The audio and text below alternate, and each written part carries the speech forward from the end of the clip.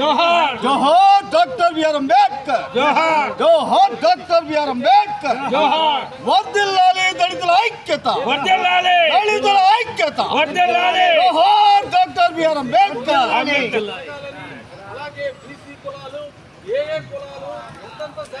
పాత్రికేయ మిత్రులందరూ కూడా నా సామాజిక విప్లవాభినందనలు తెలియజేస్తున్నాను. నా పేరు కంభం ఆనంద్ కుమార్. రాష్ట్రీయ మహాజన సమితి ఆర్ఎంఎస్ వ్యవస్థాపక అధ్యక్షుడిని.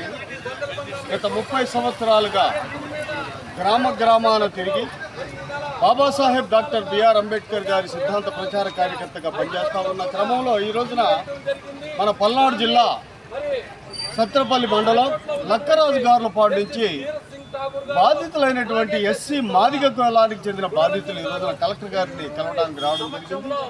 ఆ క్రమంలో వారి సమస్యకు మద్దతు తెలియజేయాల్సిందిగా వారు మా రాష్ట్రీయ మహాజన సమితిని అభ్యర్థించడం జరిగింది. ఆ క్రమంలో మేము మా రాష్ట్రీయ మహాజన సమితి తరఫున ఈ బాధితులైన వారికి మా మద్దతు తెలియజేస్తూ ఈ రోజున లక్కరాజు గార్లపాడు గ్రామంలో సాంఘిక బహిష్కరణ కొనసాగుతూ ఉంది.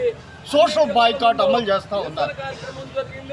ఒక మనిషిని సంఘం నుంచి వెలివేయటం అంటే అతను జీవించే హక్కుని కోల్పోవటమే. భారత రాజ్యాంగం ప్రతి మనిషికి కూడా జీవించే హక్కుని కల్పించింది.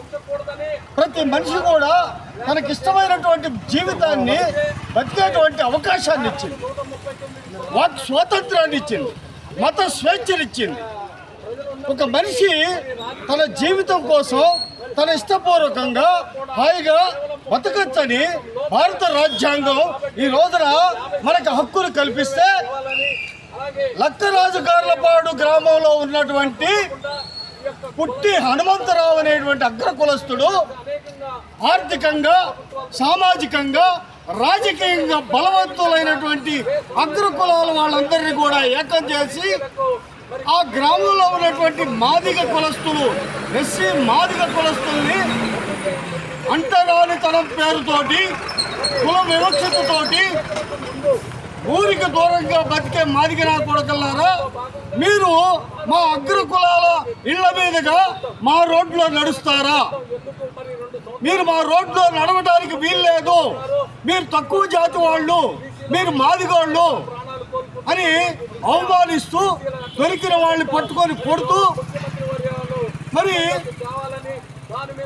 చాలా తీవ్రమైనటువంటి సామాజిక వివక్షతకు, కుల వివక్షతకు, అంటరానితనానికి గురి చేస్తున్న ఈ సందర్భంలో బాధితులైన వీరు ఇప్పుడు జిల్లా అధికారులు కలవడానికి ఇది 3వసారి వచ్చేవాళ్ళు.